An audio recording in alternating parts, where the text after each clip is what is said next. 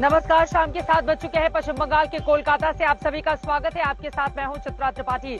राजनीतिक शंखनाद यहां पर हो चुका है और जैसे जैसे तारीख चुनावों की नजदीक आ रही है वैसे वैसे सरगर्मी भी पश्चिम बंगाल की लगातार बढ़ती हुई चली जा रही है। हम आपको दिखाने वाले हैं आज शंखनाद में भारतीय जनता पार्टी में भाईजान कितनी फूकेंगे पश्चिम बंगाल में जान। इसके अलावा बात होगी आज दिन भर पूरे पश्चिम बंगाल में कैसे आरोप प्रत्यारोप का दौर चला, लेकिन इन सब के बीच आपको बता दें, शुरुआत कर लेते हैं भारतीय जनता पार्टी के भीतर जिस तरह की बगावत मची हुई है।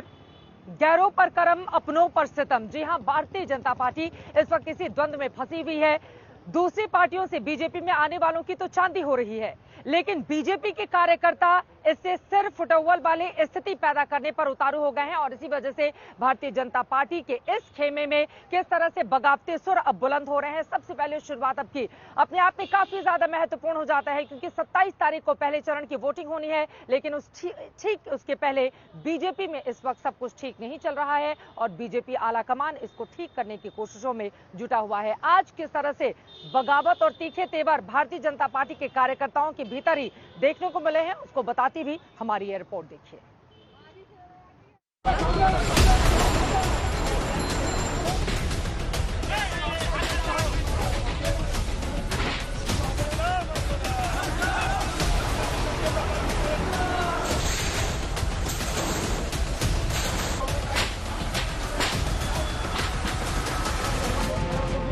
जिन टीएमसी के बागी नेताओं को बीजेपी ने हाथ पकड़कर बंगाल में अपना कुनबा बढ़ाया, आज वही नेता बीजेपी में बगावत के सूत्रधार बन गए।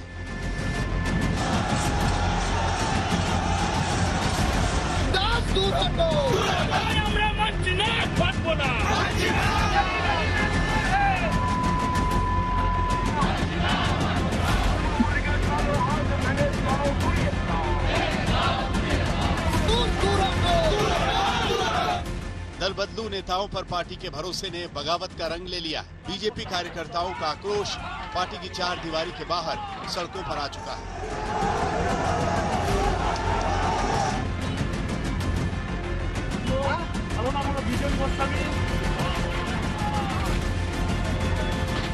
जंग अब बीजेपी बनाम बीजेपी की शुरू हो गई है। दल बदलुओं को जोड़ने की सियासत अब बीजेपी में तोड़फोड़ पर उतर आई है। बीजेपी की दूसरे दौर की लिस्ट जारी होने के बाद शुरू हुआ हंगामा थमा ही नहीं था कि तीसरी लिस्ट ने आग में घी का काम कर दिया। बंगाल के अलग अलग शहरों में बीजेपी कार्यकर्ता सड़कों पर आ गए, कुर्सियां तोड़ी गईं, पोस्टर फाड़े गए, आगजनी हुई, कार्यकर्ताओं के बीच धक्का मुक्की हुई और बीजेपी के बैनर तले ही पार्टी के खिलाफ नारेबाजी शुरू हो गई। ऐसा कहा जा रहा है कि 294 सीटों के लिए अब तक 283 उम्मीदवारों की लिस्ट बीजेपी ने जारी की है। इसमें से लगभग 150 उम्मीदवार ऐसे हैं जो तृणमूल, सीपीएम और कांग्रेस से आए हैं। यह आंकड़ा आधे से भी ज्यादा का है। तृणमूल कांग्रेस छोड़कर जो नेता बीजेपी में शामिल हुए हैं, उनमें से कई नेताओं को पार्टी ने वाई, एक्स और जेड कैटेगरी की सुरक्षा मुहैया करवाई। सबसे बड़ी बात, बीजेपी ने उन नेताओं को भी टिकट दिया है जो चंद दिनों पहले बीजेपी में शामिल हुए, जिनमें कुछ नेता तो ऐसे हैं जिनको टीएमसी से टिकट ना मिलने के बाद बीजेपी में शामिल होने पर उम्मीदवार बना दिया गया। दुर्गापुर के पांडेश्वर सीट से टीएमसी से बीजेपी में आए जितेंद्र तिवारी को टिकट मिला तो बीजेपी कार्यकर्ताओं का गुस्सा उबलने लगा, जिन्हें बीजेपी में शामिल हुए जुमा 1 महीने ही हुए हैं। ऐसी ही तस्वीर मालदा में नजर आई। मालदा गजोल सीट से चिन्मय देव बर्मन को टिकट दिए जाने के खिलाफ बीजेपी कार्यकर्ताओं ने अपने ही दफ्तर में जमकर तोड़फोड़ की। वहीं मतीउर रहमान की उम्मीदवारी के खिलाफ भी शोले भड़क उठे। दिलीप घोष के बैनर पर भी कार्यकर्ताओं का गुस्सा फूटा। इससे पहले सिंगूर की सीट को लेकर भी कोलकाता में जमकर हंगामा हुआ था और बीजेपी दफ्तर के बाहर धक्का मुक्की की नौबत आ गई। 3 बार के विधायक रविंद्रनाथ भट्टाचार्य को तृणमूल की ओर से टिकट न दिए जाने पर वो 8 मार्च को बीजेपी में शामिल हो गए, जिन्हें बीजेपी ने अपनी दूसरी ही लिस्ट में उम्मीदवार घोषित कर दिया। बागी बीजेपी कार्यकर्ताओं का कहना है कि जिस टीएमसी की गुंडागर्दी के खिलाफ वो अपनी जान पर खेल कर लड़े, आज उन्हीं टीएमसी के नेताओं को उनके सिर पर बिठा दिया गया। 25 दिन से पहले आया, तृणमूल से आया, वो प्रार्थी हम लोग पसंद नहीं है, हम लोगों का प्रार्थी बदल चाहिए। पुराना पैसा लेके टिकट ले लिया। कौन पैसा लेके टिकट? जिला सभापति पैसा लेके टिकट दे दिया। ऐसा नहीं होना चाहिए। हम लोगों को पार्टी बदल होना चाहिए। जो पार्टी के लिए हम कर रहा है, ये पार्टी को चेंज करना चाहिए अविलंबे। राज्य नेत्री के साथ इसका पर हम आ रहा है। बीजेपी कार्यकर्ताओं के निशाने पर बंगाल के आला नेता भी हैं, जिन पर पैसा लेकर टिकट देने का आरोप लगा है। सब केंद्रों का लीडर और राज्यों का कुछ लीडर है, दोनों मिलके उनको साथ दिया एवं उनके लिए पैसा लिया, पैसा खाके उनको पार्टी किया।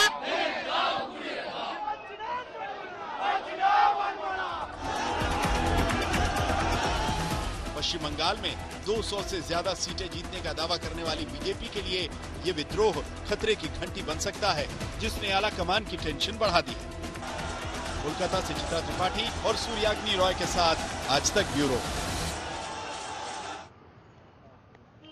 अब की बार 200 पार का नारा देने वाली भारतीय जनता पार्टी के भीतर जंग अब बीजेपी बनाम बीजेपी की ही होती जा रही है। टीएमसी से जो नेता भारतीय जनता पार्टी में शामिल हो रहे हैं, वो अंदर और बाहर दोनों ही तरफ बीजेपी की मुश्किलें बढ़ाते हुए चले जा रहे हैं, क्योंकि इसके कारण जो बीजेपी के पश्चिम बंगाल के कार्यकर्ता हैं, उनमें भारी नाराजगी देखने को मिल रही है। अब सवाल यह है कि चुनावों के ठीक पहले इस तरह की स्थिति जो बीजेपी के भीतर पैदा हुई है, उसको वो ठीक कैसे करेगी, क्योंकि एक तरफ बीजेपी के आला कमान, बड़े बड़े नेता लगातार पश्चिम बंगाल के चारों तरफ जनता को लुभाने की कोशिश कर रहे हैं और वोट मांगते हुए अब की बार 200 पार का नारा बुलंद कर रहे हैं, तो भीतर कार्यकर्ताओं के अंदर जो नाराजगी है, उसको ठीक कैसे करेगी ये पार्टी, ये अपने आप में बड़ा सवाल है।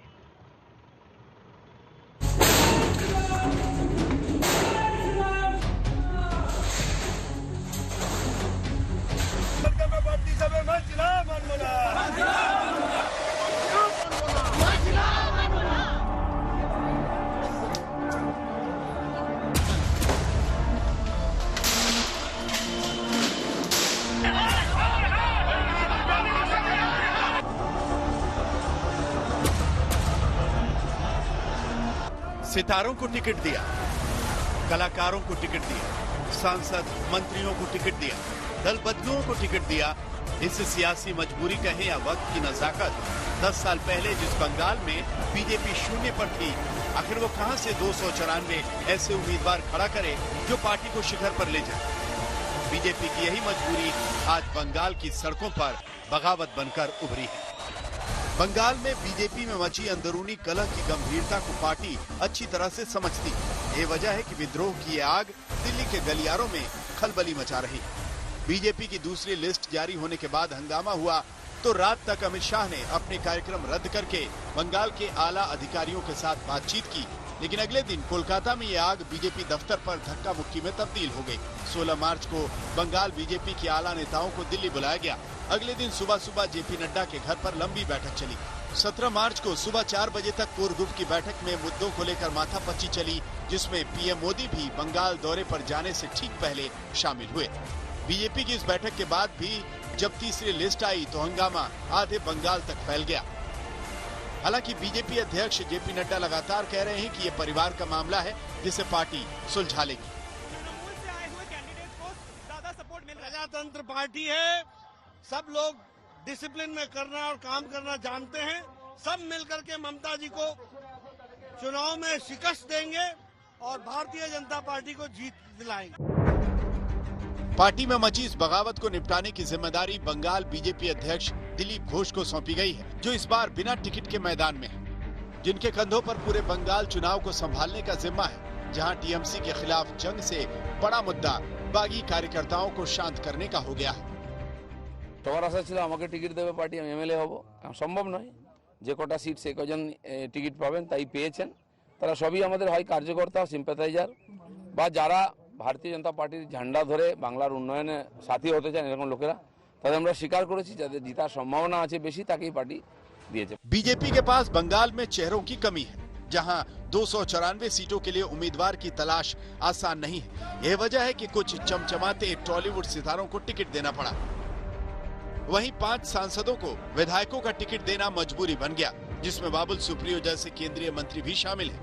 आखिर में रही सही कसर ममता की उम्मीदवारों की लिस्ट ने पूरी कर दी, जिसमें करीब 28 विधायकों का पत्ता काट दिया गया, जिससे कुछ उम्मीदवार बीजेपी की लिस्ट का हिस्सा बन गए। बीजेपी उम्मीदवारों के अकाल का आलम तो ये हो गया कि ऐसे चेहरों को टिकट दे डाली गई जिन्होंने खुद को बीजेपी का हिस्सा मानने से ही इनकार कर दिया। बीजेपी ने शिखा मित्रा को चौरंगी से टिकट दिया, लेकिन वो कह रही हैं कि मैं चुनाव नहीं लड़ रही और बीजेपी से तो बिल्कुल नहीं। नया बात है, आज सुन के बहुत एस्टोनिश हो गया, ये कैसे होता है? बीजेपी वाला क्या समझता है मेरे को, तो भी आज क्यों एक बात आता है हम समझते नहीं कि बीजेपी का कोई कैंडिडेट नहीं है, बस यही तो लगता है मेरे को। जी बीजेपी के पास कोई कैंडिडेट नहीं है, तो इसीलिए ये सब कांडो कारखाना हाजिर कर दिया। इसी तरह तरुण साहा ने भी बेलगछिया से चुनाव लड़ने से इनकार कर दिया। उन्होंने कहा कि मैं तो बीजेपी में हूं ही नहीं। ऐसे में तृणमूल कांग्रेस सांसद महुआ मित्रा ने बीजेपी के टिकट बंटवारे पर चुटकी ली। उन्होंने ट्वीट किया, बीजेपी ने आखिरकार 2 हफ्ते बाद पश्चिम बंगाल उम्मीदवारों के नाम घोषित किए और जिनके नाम लिस्ट में है उनका कहना है कि वो बीजेपी का हिस्सा नहीं है और न ही बीजेपी के टिकट के पीछे भाग रहे हैं। मिस्टर शाह, आपको कुछ होमवर्क करने की जरूरत है। टीएमसी लगातार कह रही है कि बीजेपी को बंगाल में उम्मीदवार नहीं मिल रहे। वहीं सांसदों को चुनाव में उतारने पर भी टीएमसी लगातार चुटकी ले रही है। इस बीच बागी नेताओं के बीजेपी में शामिल होने से लेकर घमासान जारी है। दीदी को इन नेताओं में गद्दार नजर आ रहे हैं। মনে রাখবেন যারা গদ্দার যারা মির্জাফর তারা আজকে বিজেপির প্রার্থী। বিজেপির পুরনো লোকেরা নেই, তারা দুঃখে ঘরে বসে কাঁদছে। रिगिंग की क्वीन बोल रही है। डेमोक्रेटिक तरीके से चुनाव होने से बंगाल में ममता बनर्जी का हार तैयार है, इसलिए ऐसा बोल रहा है। बहरहाल मामला गंभीर है। सामने टीएमसी से जंग है तो अंदर भी टीएमसी के दल बदलू पार्टी के लिए मुश्किल बन चुके हैं। सूर्याग्नि रॉय और इंद्रजीत कुंडू के साथ अनुपम मिश्रा, कोलकाता, आज तक। तो भारतीय जनता पार्टी चुनाव प्रचार के साथ ही साथ अपने कुनबे को बचाने की कोशिशों में भी बड़ी शिद्दत से जुटी हुई है। लेकिन इन सब के बीच आपको बता दें, बीजेपी ने जब अपने आखिरी लिस्ट उम्मीदवारों की जारी की तो 17 मुस्लिम उम्मीदवारों ने सभी को चौंका दिया, क्योंकि पहली और दूसरी लिस्ट में एक भी मुसलमान को टिकट नहीं दिया गया था। पश्चिम बंगाल में 27 से लेकर 30% के बीच मुस्लिम आबादी है, जिसको लेकर पार्टियों के अपने अपने दावे रहते हैं। लेकिन बीजेपी का 17 मुस्लिम उम्मीदवारों का आखिरी लिस्ट में नाम शामिल आना ये अपने आप में कई सवालों को जन्म देता है। अब सवाल ये भी खड़ा होता है कि मुसलमानों को आगे करके बीजेपी आखिर ये कौन सा पलटवार ममता बनर्जी के ऊपर करना चाहती है? इसके पीछे का क्या है पूरा का पूरा गणित, अब जरा वो जानिए।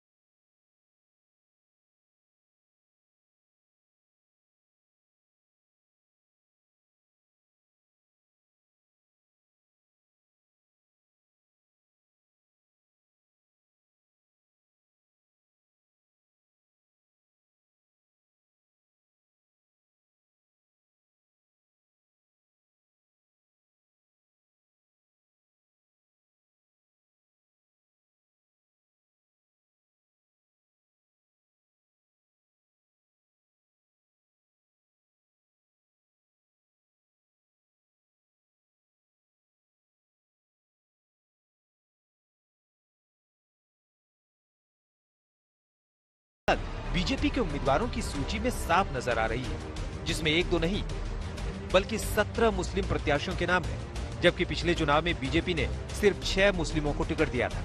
ये आंकड़े उस वक्त आए हैं जब पिछले विधानसभा चुनाव में बीजेपी का एक भी मुस्लिम प्रत्याशी नहीं जीता था। सबसे बड़ी बात, बीजेपी की पहली और दूसरी लिस्ट में एक भी मुस्लिम प्रत्याशी को टिकट नहीं दिया, लेकिन जब आखिरी लिस्ट आई तो उसमें मुस्लिम प्रत्याशियों का ग्राफ अचानक से बढ़ गया।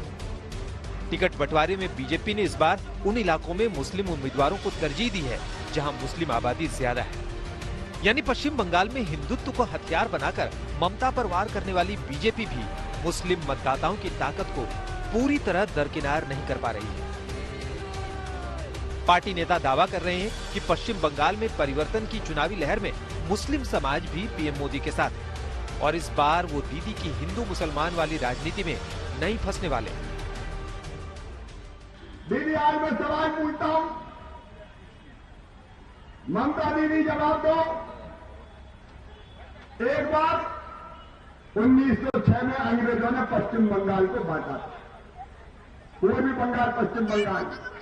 लॉर्ड कर्जन ने, दीदी तुमने हमारे प्यारे पश्चिम बंगाल को, हमारे सोनार बंगला को हिंदू और मुसलमान में बांट दिया है। मुस्लिम वोटरों को लेकर बीजेपी नेताओं का यह दावा कितना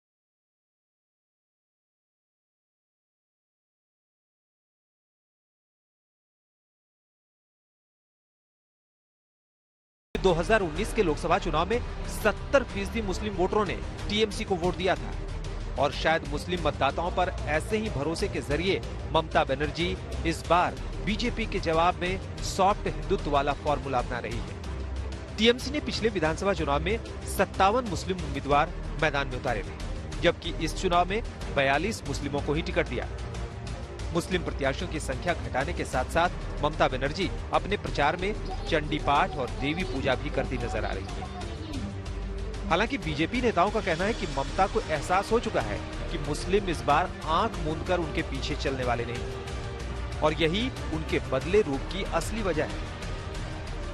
दूर के ढोल सुहावने होते हैं। दूर से जब देखा जाता था तो ऐसा लगता समाज साथ में खुश है, लेकिन समाज के पास अब पर्याय आ गया है। भारत का बेटा नरेंद्र मोदी अब समाज को उन्नति के रास्ते पर ले जाने के लिए काम कर रहे, सबको साथ जोड़ने का काम कर रहे, सबका विकास करने का काम कर रहे। सबका साथ सबका विकास से अब विश्वास भी समाज में पैदा हो रहा है और ये समाज तेजी के साथ भारतीय जनता पार्टी के साथ जोड़ रहा है। मुस्लिम वोटरों पर ममता के सामने मुश्किल एक तरफा नहीं।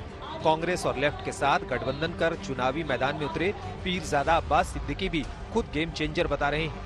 अगर अब्बास सिद्दीकी मुस्लिम वोटों को काटने में कामयाब होते हैं तो इसका फायदा बीजेपी को हो सकता है। हालांकि मुस्लिम वोटरों के समीकरण को साधने की इस कवायद के बीच बीजेपी अपने मूल एजेंडे से डिग नहीं रही। यही वजह है कि बीजेपी नेता गो तस्करी, बांग्लादेशी घुसपैठियों जैसे मुद्दों पर ममता बनर्जी को घेरने का कोई मौका नहीं छोड़ रहे। बीजेपी पुरानो लोकेरा नहीं, तारा दुखे घरे बसे काঁদছে আর কিছু সিপিএম এর হারমান আর কিছু তৃণমূল কংগ্রেস থেকে যারা চোটটা চিটিংবাজ কয়েকটা গেছে, সেই কটা গিয়ে ওখানে গিয়ে डेमोक्रेटिक तरीके से चुनाव होने से बंगाल में ममता बनर्जी का हार तैयार है, इसलिए ऐसा बोल रहा है। बीजेपी का दावा है कि बंगाल में तुष्टीकरण की राजनीति के चलते गरीब मुसलमानों पर ना तो वामपंथियों ने ध्यान दिया, ना ही ममता दीदी ने। केंद्र की योजनाओं और विकास के वादे का जिक्र कर बीजेपी ऐसे ही मुस्लिम वोटरों को साधने की कोशिश में है ताकि ममता के मजबूत किले को ढहाया जा सके। कोलकाता से चित्रा त्रिपाठी, इंद्रजीत कुंडू और अनुपम मिश्र के साथ आज तक ब्यूरो। राजनीतिक दलों की ओर से वोटरों को लुभाए जाने की कवायद जारी है और दिलचस्प ये भी है कि जो पुरानी पहचान के लिए पार्टियां जानी जाती रही हैं, अब उस पहचान को बदलने पर भी लगातार पुरजोर तरह की कोशिश उनकी ओर से की जा रही है। इस सब के बीच बड़ी खबर आपको दे देते हैं। चुनाव आयोग से भारतीय जनता पार्टी के नेताओं ने मुलाकात की है और जिस तरह की चुनावी हिंसा इस वक्त पश्चिम बंगाल में हो रही है, उसको लेकर ममता बनर्जी को नोटिस भेजने की मांग की गई है। आपको बता दें, चुनावी हिंसा पर टीएमसी और बीजेपी में आरोप प्रत्यारोप का दौर जारी है। इन सबके बीच बीजेपी नेताओं ने चुनाव आयोग से मुलाकात की और ममता बनर्जी को नोटिस भेजने की मांग की गई है। भूपेंद्र यादव ने इस पूरे मामले में क्या कुछ कहा है, सुनिए। बंगाल के इस चुनाव में वहां की मुख्यमंत्री सुश्री ममता बनर्जी जी के द्वारा चुनाव कैंपेन ना करके मिस इन्फॉर्मेशन कैंपेन किया जा रहा है। चुनाव आयोग के ऊपर उनके द्वारा आरोप लगाए जा रहे हैं जो झूठे हैं और मनगढ़ंत हैं। इतना ही नहीं, भारतीय जनता पार्टी के वरिष्ठ नेताओं, भारतीय जनता पार्टी के सभी वरिष्ठ नेताओं के बारे में और विशेष रूप से केंद्रीय गृह मंत्री माननीय अमित शाह जी के बारे में वो लगातार झूठा प्रचार कर रही हैं। उनका ये कहना कि चुनाव आयोग भाजपा के इशारे पे काम कर रहा है, ये चुनाव आयोग का अपमान है, भारत की संवैधानिक संस्थाओं का अपमान है। आपको बताते चले, भारतीय जनता पार्टी अब विकास के साथ हिंदुत्व के मुद्दे को लेकर आक्रामक तरीके से आगे बढ़ने वाली है। बीजेपी का मैनिफेस्टो वैसे तो 21 तारीख को आएगा, लेकिन जो प्रस्तावित मैनिफेस्टो को लेकर खबरें सामने आ रही हैं और उसकी जो रूपरेखा निकलकर सामने आई है उसने यही जाहिर किया है कि बीजेपी बहुत सारे लोक लुभावन वायदे के साथ पश्चिम बंगाल की जनता के बीच जाने वाली है। अब इससे वोट मिलेंगे क्या? अब की बार 200 पार का जो नारा बीजेपी बुलंद कर रही है उसमें इस मैनिफेस्टो के जरिए वो कितनी होगी कामयाब, ये देखना महत्वपूर्ण होगा। लेकिन उसकी बड़ी बातें इस रिपोर्ट के जरिए जानिए।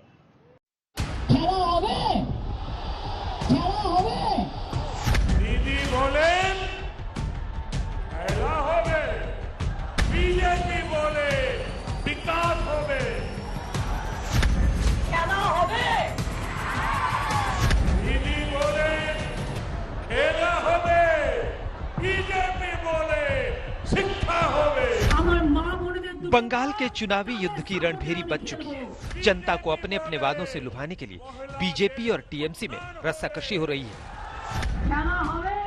टीएमसी के सामने जहां अपना गढ़ बचाने की चुनौती है, वहीं बीजेपी सत्ता पाने के लिए एड़ी चोटी का जोर लगा रही है। बीजेपी बोले विकास होवे, महान व्यक्तित्वों के सपनों को, उन सपनों को साकार करते हुए सोनार बांग्ला का फिर से निर्माण करना है। वो सोनार बांग्ला जहां बंगाल के स्वर्णिम गौरव का समावेश होगा और आत्मनिर्भर का सामर्थ्य होगा। वो सोनार बांग्ला जहां हर गरीब, मजदूर, आदिवासी, किसान भाई बंधु एक सम्मानित जीवन जिए। लोकसभा में टीएमसी हाफ और इस बार पूरी साफ। बंगाल के चुनावी रण में टीएमसी ने अपना मैनिफेस्टो जनता के सामने लाकर रख दिया है, लेकिन बीजेपी अभी तक अपना मैनिफेस्टो पेश नहीं कर पाई है। सूत्रों के मुताबिक 21 मार्च की शाम को गृह मंत्री अमित शाह बीजेपी का चुनावी घोषणा पत्र जारी करेंगे। भाजपा रविवार को अपना चुनाव संकल्प पत्र जारी करेगी। इस मौके पर खुद गृह मंत्री अमित शाह मौजूद रहेंगे। तृणमूल के घोषणा पत्र में किए गए वायदों के बाद अब सबकी निगाहें भाजपा के संकल्प पत्र पर है। सूत्रों की माने तो नौकरी और भ्रष्टाचार मुक्त सरकार का वायदा भाजपा अपने संकल्प पत्र में कर सकती है। बीजेपी का मैनिफेस्टो अभी सामने नहीं आया है, लेकिन बीजेपी के संकल्प पत्र में जिन बातों की संभावना जताई जा रही है उनकी फहरिस्त हम इस रूप में देख सकते हैं। बीजेपी बंगाल में 5 साल में 1 करोड़ लोगों को नौकरी का वादा कर सकती है। यही नहीं, बीजेपी बंगाल में राज्य नीति आयोग की स्थापना का वादा कर सकती है। लव जिहाद के खिलाफ कानून लाने की बात भी अपने मैनिफेस्टो में रख सकती है। कटमनी यानी तोलाबाजी और सिंडिकेट राज को खत्म करने का ऐलान भी बीजेपी कर सकती है। बीजेपी अपने विजन डॉक्यूमेंट में शारदा और रोज वैली चिटफंड घोटालों की जांच में तेजी लाने की बात भी रख सकती है। राजनीतिक हिंसा में मारे गए बीजेपी कार्यकर्ताओं के लिए विशेष पुनर्वास पैकेज का वादा भी मैनिफेस्टो में हो सकता है।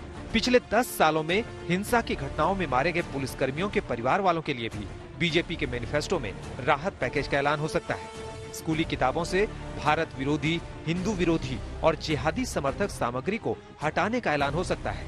इसके साथ ही सभी मदरसों में आम स्कूलों की तरह सिलेबस की बात मैनिफेस्टो में शामिल हो सकती है। बांग्लादेश से आने वाले हिंदुओं को नागरिकता देने के लिए सीए लागू करने का ऐलान भी बीजेपी कर सकती है। खेला होगा तो विकास का खेला होगा। गाँव-गाँव सड़कें बनेगी, मुझे बताया विकास का पैसा ममता दीदी ने खैजूरी के गांव में नहीं आने दिया। सड़कें खराब है, अब खेला होगा। सड़क बनाने का खेला, अब खेला होगा। शिक्षा देने का खेला, अब खेला होगा। हॉस्पिटल खोलने का खेला, अब खेला होगा। रोजगार देने का खेला। पश्चिम बंगाल के लिए बीजेपी के विजन डॉक्यूमेंट में उत्तरी बंगाल के विकास, हाईवे, चाय उद्योग को बढ़ावा देने की बात हो सकती है। साथ ही किसानों को 18,000 रुपए सालाना देने की बात भी मैनिफेस्टो में शामिल की जा सकती है। अपने संकल्प पत्र में बीजेपी बंगाल की जनता को यह यकीन दिलवाने की कोशिश करेगी कि डबल इंजन वाली सरकार के दौर में बंगाल विकास की उड़ान भरेगा। कोलकाता से पॉलमी साहा के साथ आज तक ब्यूरो। पश्चिम बंगाल में चुनाव प्रचार के दौरान प्रधानमंत्री नरेंद्र मोदी विकास की बातें करते हैं तो वंदे मातरम का नारा लगाते हैं, जबकि दूसरी तरफ उत्तर प्रदेश के मुख्यमंत्री जमीन पर आकर जय श्री राम बोलते हैं। कुल मिलाकर एक तरफ विकास तो दूसरी तरफ हिंदुत्व का तड़का, जिसके जरिए बीजेपी आगे बढ़ेगी। खबर यह भी है कि अपने मैनिफेस्टो में धार्मिक पर्यटन को बढ़ावा देने के साथ ही साथ बीजेपी CAA पर भी पूरा जोर देने वाली है।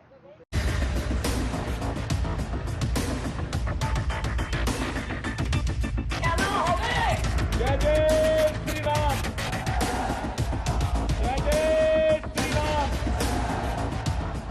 जय श्री राम का ये नारा इस बात की मुनादी है कि पश्चिम बंगाल के चुनावी महासमर में बीजेपी हिंदुत्व को लेकर फ्रंट फुट पर है। उत्तर प्रदेश के मुख्यमंत्री योगी आदित्यनाथ जिस तरह से जय श्री राम का नारा लगाते हुए पश्चिम बंगाल में आक्रामक चुनाव प्रचार कर रहे हैं, उसको देखकर तो यही लगता है कि बंगाल में बीजेपी हिंदुत्व कार्ड खेल चुकी है।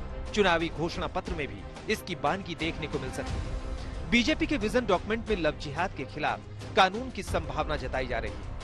मैं चाहूंगा भारतीय जनता पार्टी की सरकार पश्चिम बंगाल में बने, तो मैं मुख्यमंत्री जी से निवेदन करूंगा कि पश्चिम बंगाल के अंदर मध्य प्रदेश की तरह लव जिहाद का कानून लागू करना चाहिए, जिससे मेरी बेटी, मेरी बहन सुरक्षित रहे।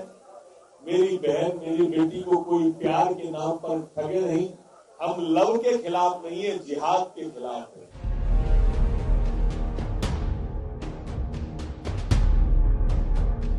पश्चिम बंगाल के चुनाव में बीजेपी की निगाहें मतुआ समुदाय के लोगों पर है। मतुआ समुदाय दरअसल उन बांग्लादेशी हिंदुओं का है जो पश्चिम बंगाल में बसे हैं। बीजेपी उन्हें लुभाने में कोई कोर कसर नहीं छोड़ रही है। गृह मंत्री अमित शाह मतुआ समुदाय के लोगों के साथ भोजन कर चुके हैं, तो प्रधानमंत्री नरेंद्र मोदी भी मतुआ समुदाय को लुभाने में लगे हैं।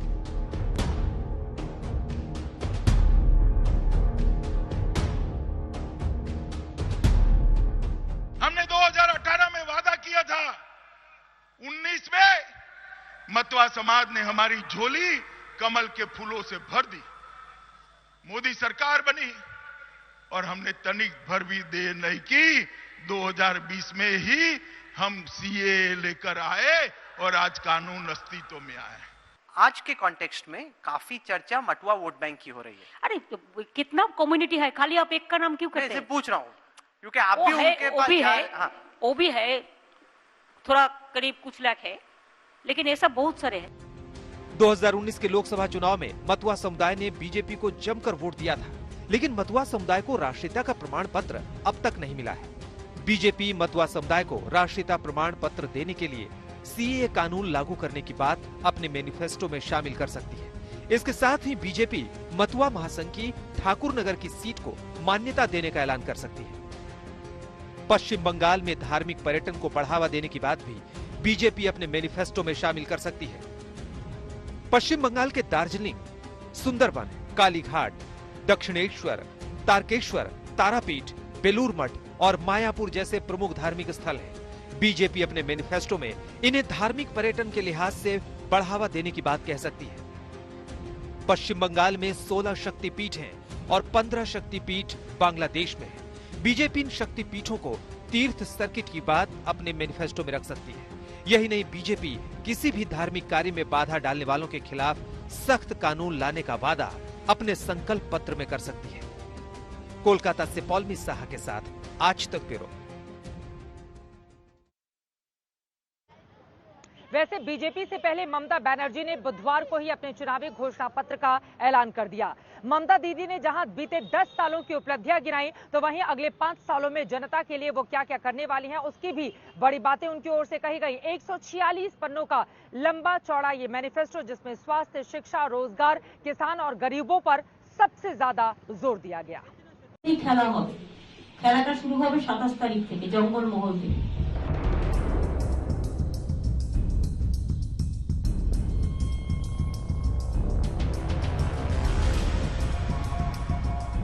पश्चिम बंगाल के चुनाव में बीजेपी के वादों का पुलिंदा आने में अभी 2 दिन की देर है, लेकिन ममता बनर्जी ने 2 दिन पहले यानी 17 मार्च को ही अपनी पार्टी का चुनावी घोषणा पत्र जारी कर दिया।